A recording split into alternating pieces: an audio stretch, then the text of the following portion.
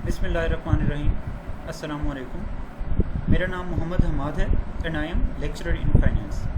Again I welcome you all on behalf of southern business school institute of southern Punjab Multan.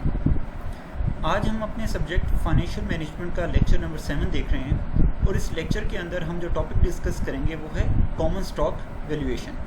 और उसके बाद उस common stock valuation के लिए हम एक मॉडल अप्लाई करेंगे जिसे हम कहते हैं डिविडेंड डिस्काउंट मॉडल।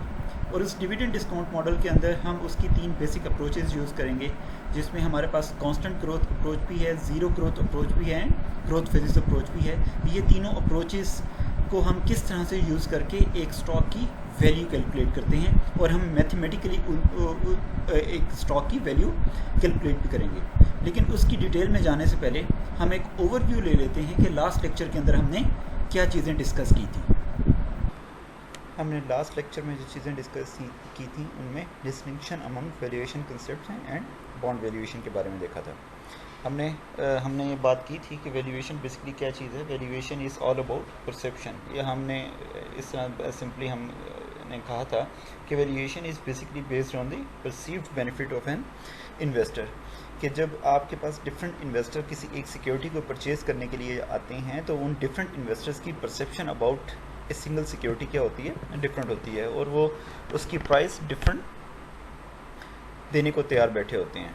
कि फॉर एग्जांपल कि अगर एक इन्वेस्टर जो लॉन्ग टर्म मोटिव के साथ एक सिक्योरिटी परचेज़ करने के लिए आता है और एक इन्वेस्टर जो शॉर्ट टर्म मोटिव के साथ कि एक उसी सिक्योरिटी को सेम सिक्योरिटी को परचेज़ करने के लिए जब आता है, तो दोनों उसकी प्राइस जो दे रहे होते हैं वो दोनों डिफरेंट प्राइसेस ऑफ़र कर रहे होते हैं। क्यों? क्योंकि उनकी परसेप्शन, क्योंकि उनका मोटिव, उनका फ्यूचर प्रोबेबल बेनिफिट्स जो होते हैं या उनका फ्यूचर एक्सपेक्टेशंस जो है उस सिंगल सिक्योरिटी से क्या होती हैं, डिफरेंट होती हैं। फिर उसके बाद हमने लिक्विडेशन वैल्यू को डिफ़ाइन किया था, फिर हमने गोइंग कंसर्न वैल्यू के बारे में देखा था, फिर हमने बुक वैल्यू के बारे में, बुक वैल्यू ऑफ एसेट और फर्म के बारे में हमने देखा कि वो किस तरह से डिफरेंट हैं। फिर उसके बाद हमने मार्केट वैल्यू और उसके बाद इंट्रिंसिक वैल्यू कैलकुलेट की थी, और वो फिर इंट्रिंसिक वैल्यू हमने बॉन्ड वैल्यूएशन के अंदर जाकर यूज़ की। उसके बाद हमने बॉन्ड वैल्यूएशन के बारे में पढ़ा। बॉन्ड वैल्यूएशन में डिफरेंट टाइप्स ऑफ बॉन्ड्स क्या हैं, कि हमने कहा था कि एक लॉन्ग टर्म डेट सिक्योरिटी है जो कंपनीज या ऑर्गेनाइजेशन या कोई भी गवर्नमेंट ऑफर करती है to generate a large sum of money. तो उसके बाद उसकी बॉन्ड की टाइप्स देखी थी, जिसमें हमने perpetual bond, zero coupon bond और नॉन ज़ीरो कूपन बॉन्ड की वैल्यूएशन कैलकुलेट की थी, हमने उनकी वैल्यूएशन की थी। आज जो हमारे पास चीज़ है वो है basically common stock, valuing common stock and dividend discount model. कि हम देखेंगे कि ये कॉमन स्टॉक और प्रेफर्ड स्टॉक क्या चीज़ें हैं, फिर उसके बाद उसकी कॉमन स्टॉक की वैल्यू कैलकुलेट करेंगे और उसके कॉमन स्टॉक की वैल्यूएशन के लिए जो डिफरेंट अप्रोचेस जो हमें डिविडेंड डिस्काउंट मॉडल में मिलती हैं, कि हमने कि कांस्टेंट ग्रोथ रेट में देखेंगे, ज़ीरो ग्रोथ रेट में देखेंगे और ग्रोथ फेजेस में जाकर देखेंगे कि ये किस तरह से ऐसे स्टॉक्स की वैल्यूएशन की जाती है, ऐसे स्टॉक की प्राइस डिटरमिन की जाती है। अब हमारे पास है कॉमन स्टॉक। अगर आप इन्वेस्टर हैं and being an investor, if you want to invest in any kind of company, the best possible option for you people is to invest in the share of a company. और ये जो share की जो हम बात कर रहे हैं कि शेयर बेसिकली क्या चीज़ है, यूनिट ऑफ ओनरशिप है। या हम यूँ भी कहते हैं कि अगर आपने किसी भी कंपनी में किसी भी कंपनी के शेयर्स परचेज़ किए हैं तो बेसिकली आपने क्या किए हैं, उस कंपनी के ओनरशिप राइट्स परचेज़ किए होंगे। और जब आप किसी भी कंपनी के स्टॉक्स या शेयर्स परचेज़ करते हैं तो आपके पास 2 पॉसिबल ऑप्शंस हो सकते हैं कि आप अपना कैश रिसीव कर सकें। फर्स्ट ऑप्शन ये है कि कंपनी आपको डिविडेंड की फॉर्म में कैश पे करे, या सेकंड ऑप्शन ये है कि आप उस कंपनी के शेयर्स को मार्केट के अंदर सेल कर दें या sell back to the company. ये जो मार्केट के अंदर जो शेयर की सेलिंग होगी या sell back to the company होगा वो एक स्पेसिफिक प्राइस के ऊपर होगा, और वो जो शेयर की स्पेसिफिक प्राइस है वो बेसिकली क्या चीज़ है, present value of its expected future cash flows हैं। और वो जो मतलब कि जो शेयर की प्राइस जो है जो आपने मार्केट के अंदर सेल करनी है वो उसके एक्सपेक्टेड फ्यूचर कैश फ्लोज को हमने क्या किया, प्रेजेंट वैल्यू में कन्वर्ट किया at an appropriate discount rate. और वो जो प्रेजेंट वैल्यू हमने कैलकुलेट की वो प्रेजेंट वैल्यू बेसिकली क्या चीज़ है, उस शेयर की करंट मार्केट प्राइस होगी। अब ये जो हम कंपनी के शेयर्स की बात कर रहे हैं, तो मार्केट के अंदर हमें ये दो तरह के स्टॉक्स नज़र आते हैं। एक है हमारे पास प्रेफर्ड स्टॉक, दूसरे हमारे पास कॉमन स्टॉक। अब देख लेते हैं कि ये प्रेफर्ड और कॉमन स्टॉक क्या चीज़ें हैं और किस तरह से डिफरेंट हैं। Preferred stock is a type of stock that promises a fixed dividend but at the discretion of the board of directors। अब ये देखें, मार्केट के अंदर हमें दो तरह के, मैंने अभी बात की कि शेयर्स नज़र आते हैं। एक है हमारे पास प्रेफर्ड स्टॉक हैं, दूसरे हमारे पास कॉमन स्टॉक हैं। प्रेफर्ड स्टॉक क्या चीज़ हैं? प्रेफर्ड स्टॉक होल्डर ये वो लोग हैं जिनको फिक्स डिविडेंड पे किया जाता है, लेकिन ये जो फिक्स डिविडेंड है वो किसकी डिस्क्रिशन पर बेस कर रहा होता है कि आपके बोर्ड ऑफ डायरेक्टर्स की बेस पर। तो बोर्ड ऑफ डायरेक्टर्स की डिस्क्रिशन है कि वो इसका फिक्स डिविडेंड जितना मर्जी सेट कर लें।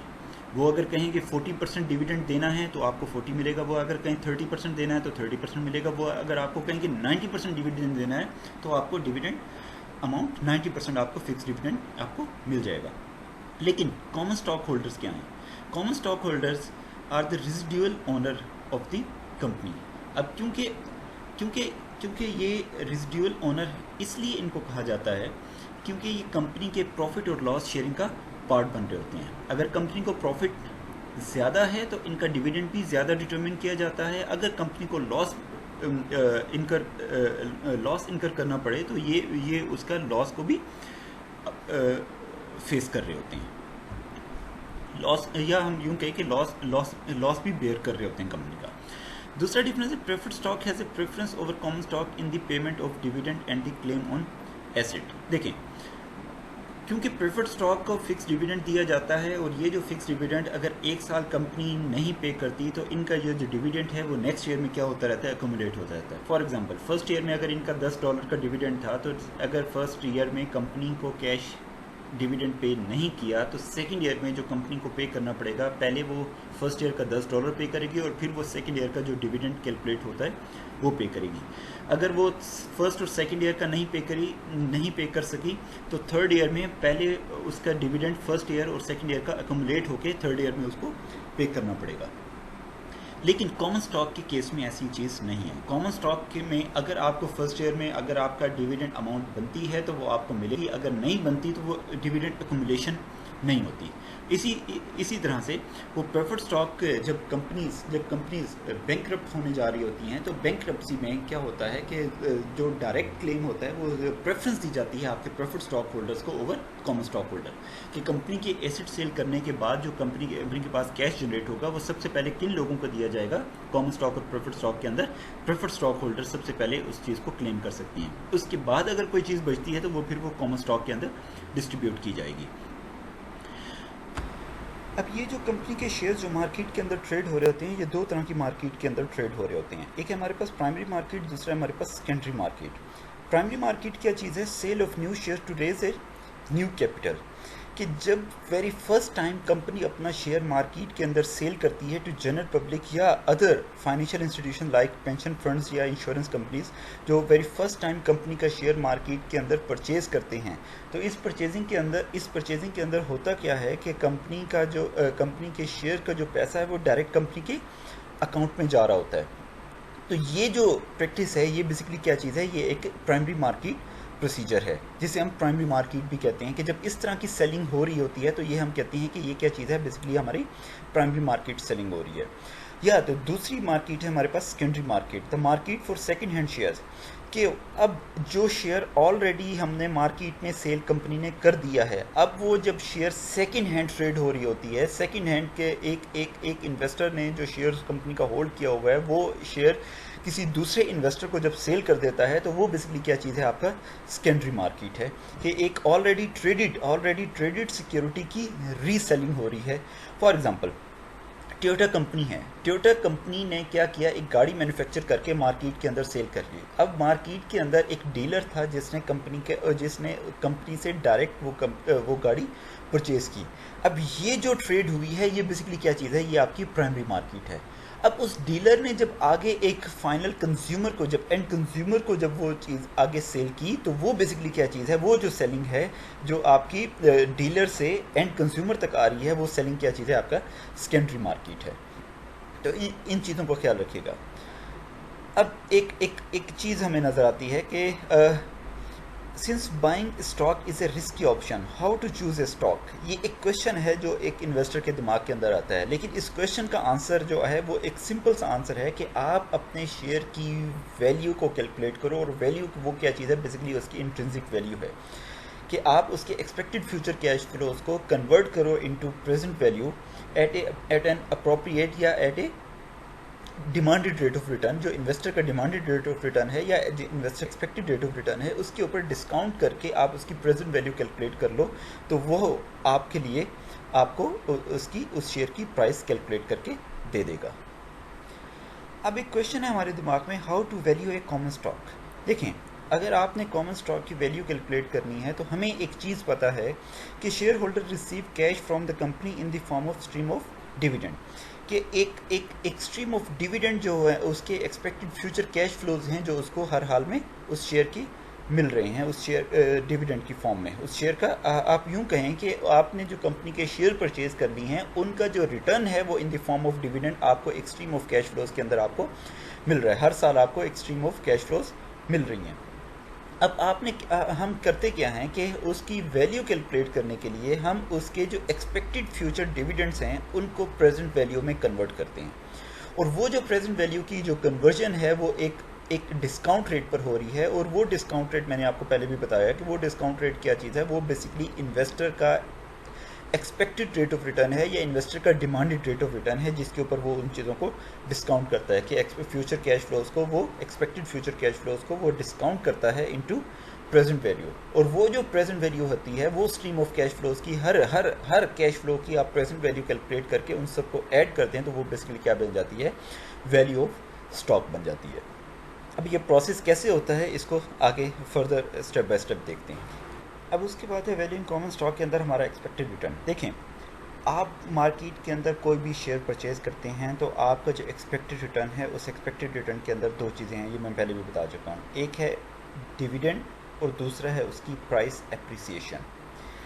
डिविडेंड कैसे, डिविडेंड हमें पता है कि कंपनी का जो प्रॉफिट होता है उस प्रॉफिट के ऊपर जो आपके पास नेट इनकम बचती है वो उसे डिविडेंड में डिस्ट्रीब्यूट कर दी जाती है। उसके बाद प्राइस एप्रिसिएशन क्या चीज़ है, प्राइस एप्रिसिएशन क्या है, आज आपने 100 का एक शेयर परचेज़ किया और आपने फ्यूचर में उसे 110 में सेल कर दिया, तो ये जो $10 की एप्रिसिएटेड प्राइस है, ये $10 का जो डिफरेंस है वो बेसिकली क्या चीज़ है आपका, वो भी रिटर्न है।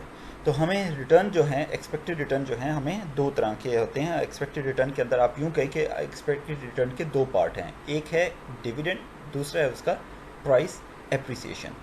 अब expected return is the percentage yield that an investor forecasts from a specific investment over a set period of time. Sometimes called the market capitalization rate.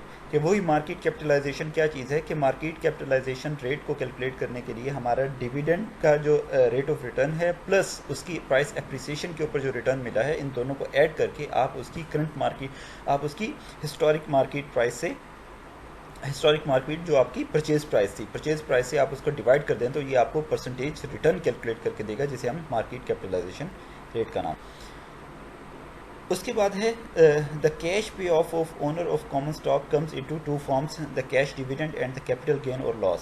Suppose that the current price of a share is P0, that the expected price at the end of the year is P1 and that the expected dividend per share is D1। ये मैंने अभी भी आपको बताया है कि हमारे पास company के शेयर परचेज करने के बाद दो तरह से कैश हमें मिल सकता है, एक इन द फॉर्म ऑफ डिविडेंड और दूसरा उसकी कैपिटल गेन या प्राइस एप्रिसिएशन की सूरत में हमें मिल सकता है। अब उस चीज़ की एक एग्जांपल देख लेते हैं कि हमारे पास क्या चीज़ है। हम करंट मार्केट प्राइस को रिप्रेजेंट कर रहे हैं P0 से, और एक्सपेक्टेड प्राइस को at the end of first year जो हमें फ्यूचर प्राइस होगी, जो हमारी सेलिंग प्राइस होगी, वो उसको रिप्रेजेंट कर रहे हैं P1 से, और उसका जो एक्सपेक्टेड डिविडेंड है उसको Div1 से हम रिप्रेजेंट कर रहे हैं। अब देखें वैल्यू इन कॉमन स्टॉक के अंदर जो हमारा एक्सपेक्टेड रिटर्न का जो हमारे पास फार्मूला बनता है वो expected return R is equal to dividend plus P1 minus P0 divided by P0। और ये वही चीज़ है जो हमारा एक्सपेक्टेड रिटर्न मैंने अभी आपको बताया कि दो चीज़ों पर बेस कर रहा है, डिविडेंड प्लस प्राइस एप्रिसिएशन, कि dividend plus selling price P1 से जिसको हम रिप्रेजेंट कर रहे हैं माइनस परचेज प्राइस जो हमें P0 से रिप्रेजेंट कर रहे थे, और डिवाइडेड बाय P0 जो हमने परचेज प्राइस से उसको चीज़ों को हम डिवाइड करके हम आपका एक्सपेक्टेड रिटर्न या हमारा कैपिटलाइजेशन रेट हम कैलकुलेट कर सकते हैं। अब इसकी एक एग्जांपल देख लेते हैं कि suppose fledgling electronic stock is selling for $100 shares कि पी नॉट क्या चीज़ है हमारे पास, परचेज प्राइस की क्या चीज़ है हमारे पास $100 है। Investor expect a $5 cash dividend over the next year, क्या उसका एक्सपेक्टेड कैश डिविडेंड कितना है, $5 है। They also expect the stocks to sell for $110, जो उसकी फ्यूचर सेलिंग प्राइस जो है स्टॉक की सेलिंग प्राइस कितनी है वो $110 है। तो एक्सपेक्टेड रेट ऑफ रिटर्न कितना होगा या कैपिटलाइजेशन रेट कितना होगा कि dividend plus selling price minus purchase price. तो अब उस चीज़ को देख लेते हैं कि डिविडेंड कितना था, $5 प्लस $110 हमारी सेलिंग प्राइस है माइनस $100 हमारी परचेज प्राइस है डिवाइडेड बाय हमारी परचेज प्राइस है, जिसको हमने रिप्रेजेंट किया था div plus P1 minus P0 divided by P0। तो कैलकुलेट करें तो हमारे पास ये 15% जो हमारे पास बनता है, ये हमारा क्या चीज़ है, हमारा कैपिटलाइजेशन रेट है या हमारा इन्वेस्टर का एक्सपेक्टेड रेट ऑफ रिटर्न है। अब value in common stock the formula can be broken down into 2 parts, dividend yield plus capital appreciation, कि आपको जो डिविडेंड की फॉर्म में जो रिटर्न मिल रहा है और उसके बाद आपका कैपिटल एप्रिसिएशन जो मैंने अभी बात की कि वो प्राइस एप्रिसिएशन की सूरत में जो आपको मिल रहा है, ये आपकी ये आपका फार्मूला है वैल्यू के कॉमन स्टॉक का। ये देख लें कि एक्सपेक्टेड रिटर्न क्या चीज़ है आपके पास, div divided by P0 plus P1 minus P0 divided by P0। On the other hand, if you are given investors forecast of dividend and price and the expected return offered by other equally risky stock, you can predict today's price। हमारे पास उसी formula को अगर आप rearrange करें तो हमारे पास ये फार्मूला बन जाता है P0 is equal to dividend plus P1 divided by 1 plus R, और ये R जो है ये अभी आपने जो 15% कैलकुलेट किया है ये बेसिकली उस चीज़ को रिप्रेजेंट कर रहा है। For fledgling electronics, dividend is equal to 5 and P1 is equal to 110, ये उसकी selling price। If R the expected return on securities in the same risk class as fledgling is 15%, then today's price should be price is equal to P0 is equal to 5 plus 110 divided by 1.15 is equal to $100। तो आप इस तरीके से उसकी share की price भी calculate कर सकते हैं अगर आपके पास डिविडेंड गिवन हो और उसकी एक्सपेक्टेड फ्यूचर प्राइस भी गिवन हो, या आप खुद से एस्टिमेट कर लें कि उसकी एक्सपेक्टेड फ्यूचर सेलिंग प्राइस क्या होगी, तो तब भी आप उसकी प्राइस कैलकुलेट कर सकते हैं, डिटरमिन कर सकते हैं। अच्छा, what happen when the price of stock calculated is greater than the $100, what happened to the rate of return। देखें, एक चीज़ आपको पता है कि आपने एक स्टॉक की वैल्यू कैलकुलेट की, उसके एक्सपेक्टेड फ्यूचर कैश फ्लोज जो थे उनको प्रेजेंट वैल्यू में कन्वर्ट किया, और वो जो कन्वर्टेड वैल्यूज़ अगर वो $100 से, जो इस वक्त करंट स्टॉक की प्राइस है $100, उस $100 से एक्सीड कर जाती है, तो तब आपके लिए ये स्टॉक फेवरेबल है या नहीं है। उसके लिए देखें कि एक चीज़ जो मार्केट में $100 की ट्रेड हो रही है, लेकिन आपकी नज़र में उसकी प्राइस अगर $110 थी,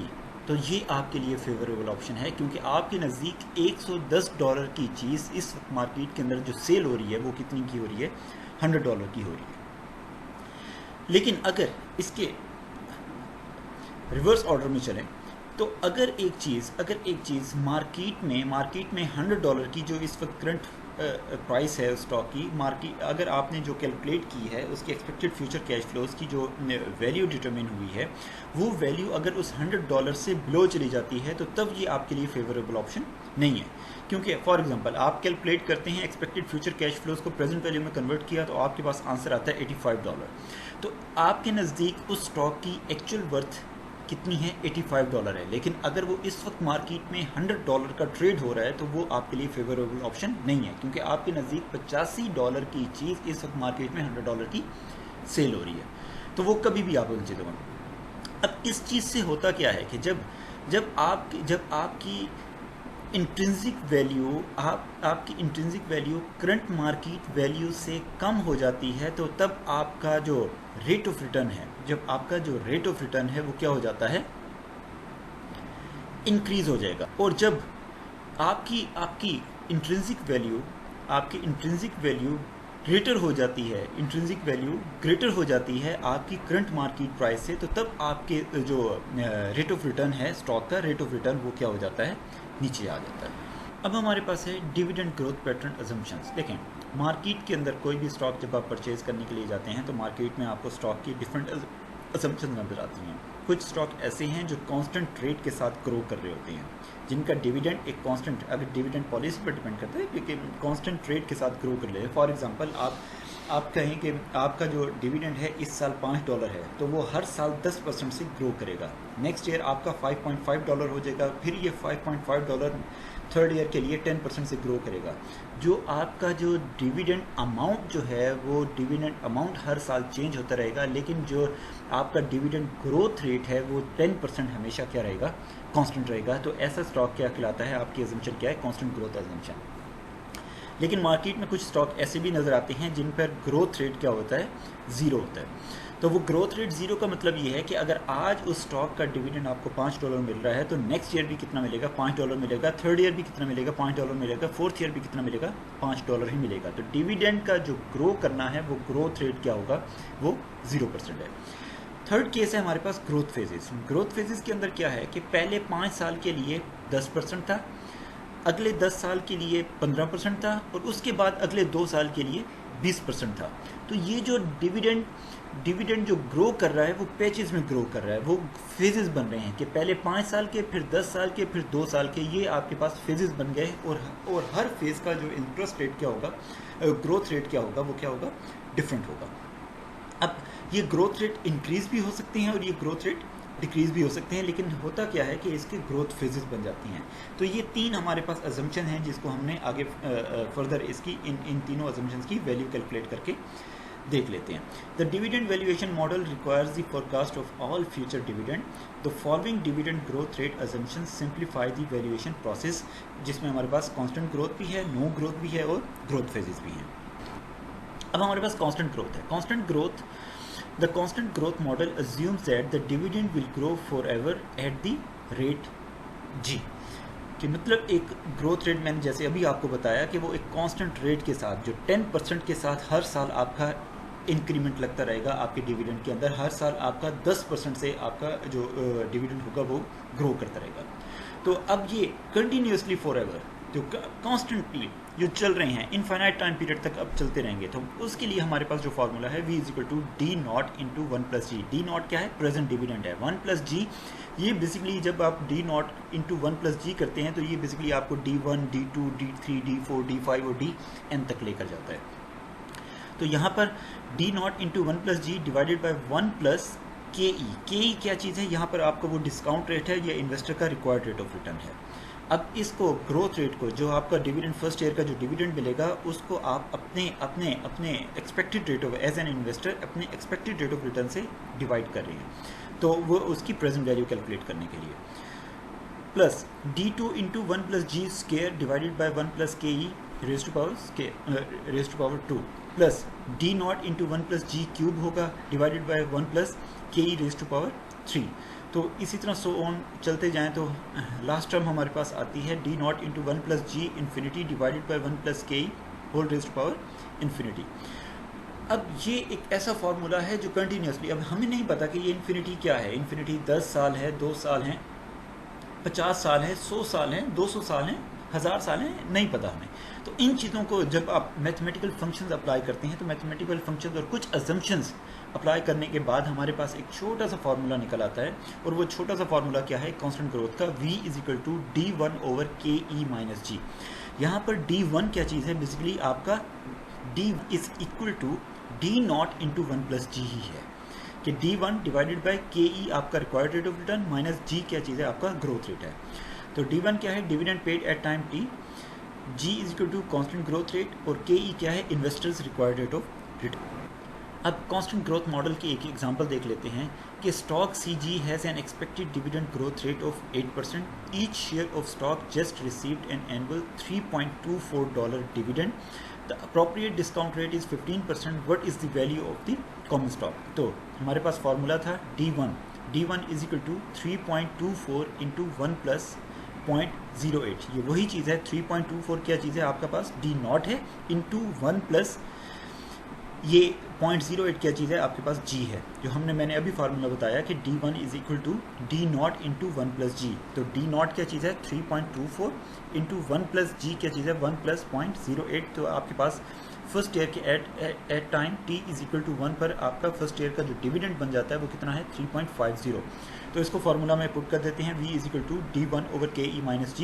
तो D1 क्या है? 3.50 डिवाइडेड बाय 0.15 माइनस 0.08. तो आपके पास $50 उस स्टॉक की वैल्यू कैलकुलेट हो जाती है. ये उसकी इंट्रिंसिक वैल्यू ऑफ स्टॉक है. उसके बाद है zero growth model. The zero growth model assumes that the dividend will grow forever at the rate of G is equal to 0. यहाँ पर ग्रोथ रेट क्या हो जाता है? 0 हो जाता है कि कांस्टेंट एक डिविडेंड आपको हर साल एक कांस्टेंट अमाउंट आपको मिलती रहती है डिविडेंड की. तो V is equal to D1 over 1 plus KE. अब यहाँ पर जो आपके पास D1, D2, D3, D4, D5 और D इन्फिनिटी क्या होगा? वो एक कांस्टेंट अमाउंट होगी. वो अगर $5 D1 है तो D2 भी कितना होगा? 5 ही होगा. D3 भी कितना होगा? 5 होगा. और D इन्फिनिटी भी कितना होगा? वो $5 ही चलेगा. तो अब इसी सेम सीरीज़ के ऊपर भी आप कुछ थोड़ी सी अजम्पशन अप्लाई करें. तो अजम्पशन अप्लाई करने के बाद आप देख सकते हैं कि D1 ओवर KE हमारे पास एक सिंपल फार्मूला निकल आता है जीरो ग्रोथ मॉडल का. तो D1 ओवर KE, D क्या चीज़ है? Dividend paid at time T is equal to 1. और KE क्या चीज़ है? Investors required rate of return. कि आप उसके डिविडेंड्स को अपने रिक्वायर्ड रेट ऑफ रिटर्न से डिवाइड करके उसे जीरो ग्रोथ स्टॉक की वैल्यू कैलकुलेट कर सकते हैं. उसके बाद जीरो ग्रोथ मॉडल एग्जाम्पल.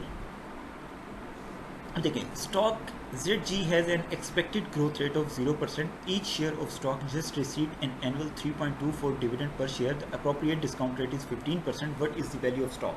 आप उसका स्टॉक D1 कैलकुलेट करें तो 3.24 इंटू 1 प्लस 0, क्योंकि ग्रोथ रेट क्या चीज़ है? 0% है, इज इक्वल टू 3.24. तो D0 जो है वही आपका D1 भी है.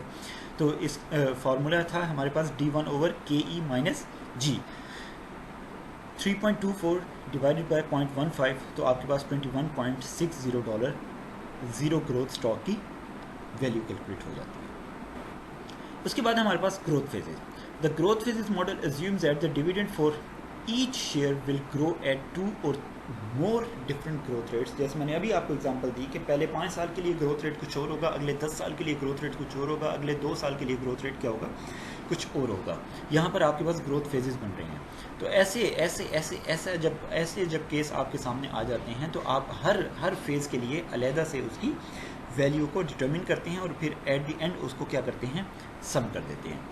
तो ये हमारे पास उसका सिंप्लीफाइड फार्मूला है. V is equal to summation D0 into 1 plus G1 raise to power T divided by 1 plus KE raise to power T plus summation DN into 1 plus G2 raise to power T divided by 1 plus KE raise to power T. अब note that the second phase of the growth phases model assumes that the dividend will grow at a constant rate G2. So we can write the formula as D0 into 1 plus G raised to power T divided by 1 plus KE raised to power T plus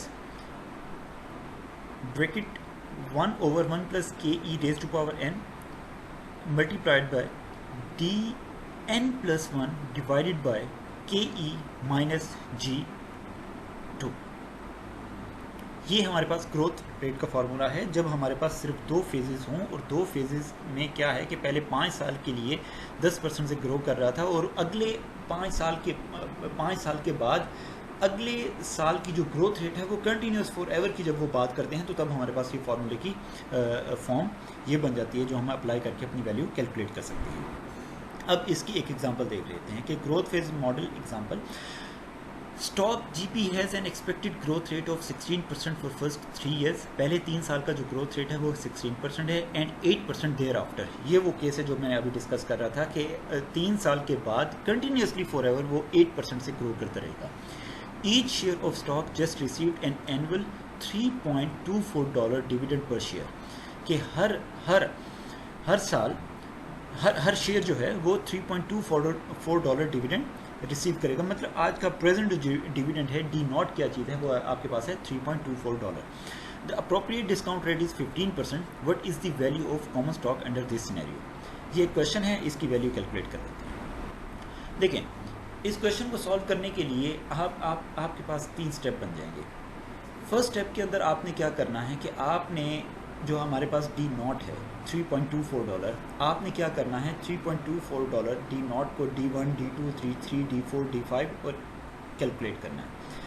आप जो calculation चलेगी पहले वो चलेगी D not से D1, D2, D3, फिर आप D1, D2, D3 जो आपने वैल्यूज़ कैलकुलेट की हैं, फिर present value of D1, present value of D2, present value of D3 calculate कर लेंगे।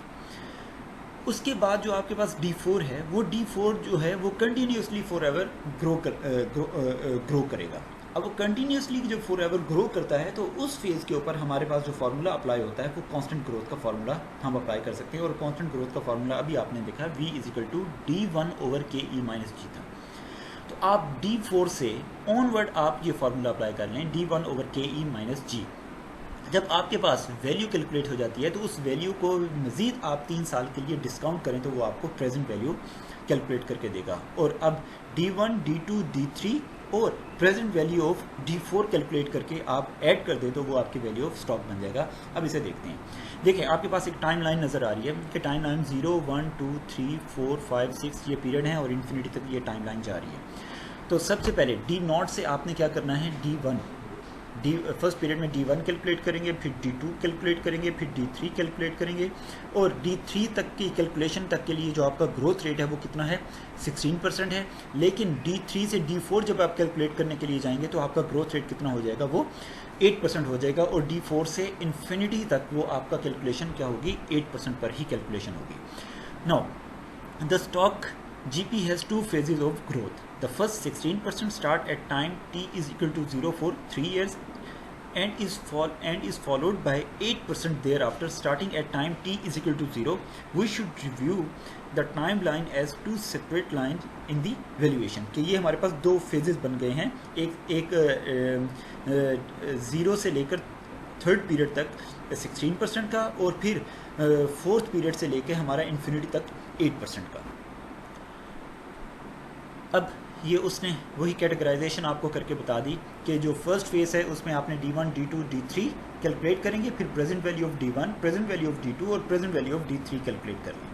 उसके बाद आप थर्ड पीरियड से देखें, यहाँ से आप D4 कैलकुलेट करेंगे, D5 कैलकुलेट करेंगे, D6 और ये सो ऑन इन्फिनिटी तक चल रहा है। तो इसके ऊपर आप कांस्टेंट ग्रोथ अप्लाई कर सकते हैं जो आपको ये ग्रीन रेक्टेंगल नज़र आ रहा है, तो इसमें आप कांस्टेंट ग्रोथ अप्लाई कर सकते हैं। अब कांस्टेंट ग्रोथ अप्लाई करने के लिए मैंने अभी आपको बताया कि हमारे पास फार्मूला था कि V = D1/KE-G। अब यहाँ पर V जो है वो बेसिकली क्या चीज़ है, वैल्यू एट थर्ड पीरियड है, तो V3 से इसको रिप्रेजेंट कर रहे हैं = D4। क्यों D3 से D4 की तरफ आ रहे हैं तो इसलिए हम इसको D4 कर रहे हैं। तो D4 / KE-G। We can use this model because the dividend grow at a constant 8% rate beginning at the end of the third year। ये उसने वही बात बता दी। अब note that we can now replace all dividend from year 4 to infinity with the value at time t is equal to 3 V3 simpler। ये हम उसी चीज़ को रिप्रेजेंट करेंगे। अब ग्रोथ फेजेस मॉडल एग्जांपल है कि हमारे पास ये एक न्यू टाइम लाइन है जिसको हम कैलकुलेट करेंगे D1, D2, D3। तो ये हमारे पास न्यू टाइम लाइन है और उसके बाद वेयर V3 = D1 और D4/KE-G। Now we only need to find the first four dividend to calculate the necessary cash flows. अब determine the annual dividend D0 = 3.24। This has been paid already, ये आपको question के अंदर given था। अब D1 calculate करना है तो हमारे पास फार्मूला है D0 × 1 + G1। तो 3.24 into 1 plus 1.16 is equal to 3.76। D2 calculate करना है तो D not into 1 plus G square 3 is equal to 3.24 into 1.16 square is equal to 4.36। इसी तरह हमने D3 कैलकुलेट कर लिया। अब यहाँ पर D4 कैलकुलेट करने के लिए आपने क्या करना है, D3 इंटू 1 प्लस G1। क्योंकि यहाँ से D3 के बाद D4 की तरफ जब हम जाते हैं तो वो एक न्यू हमारा फेज स्टार्ट होता है। तो इस वजह से न्यू फेज स्टार्ट होने की वजह से हम इसकी D3 into 1 plus G2 raise to power 1 ले रहे हैं। अब यहाँ पर इस चीज़ को समझ लीजिएगा कि जब हमारे पास नया फेज़ स्टार्ट होता है तो नए फेज़ के लिए जो आपका D3 था वो बेसिकली आपके नेक्स्ट पीरियड के लिए क्या बन जाएगा, D नॉट बन जाएगा। तो इस वजह से हम उसको ये भी कह सकते हैं कि ये जो आपका सेकंड फेज़ के लिए जो D4 है वो बेसिकली क्या चीज़ है, आपका D1 है, और D3 क्या है, बेसिकली आपका वो D नॉट होगा सेकंड फेज़ के लिए। तो अब उसका फार्मूला D4 is equal to D3 into 1 plus G raise to G2 raise to power G2 basically represent कर रहा है सेकंड ग्रोथ रेट को, जो हमारे पास 8% था। तो 5.06 into 1.08 raise to power 1 is equal to 5.46, और ये जो 5.46 है ये कांस्टेंट ग्रोथ के अंदर हमारे पास D1 कैलकुलेट होगा।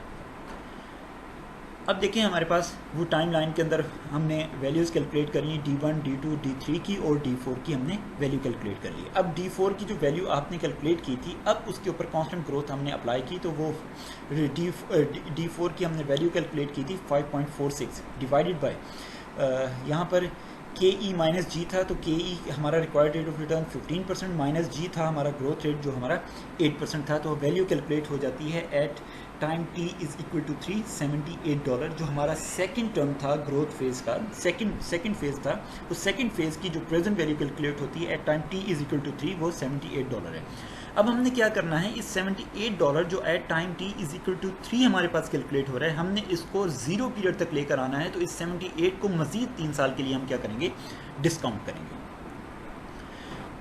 अब we determine the present value of cash flows, कि present value of D1, present value of D2, present value of D3 calculate कर लेते हैं। तो प्रेजेंट वैल्यू ऑफ D1 के लिए हमारे पास फार्मूला है कि D1 into present value interest factor at 15% for first year.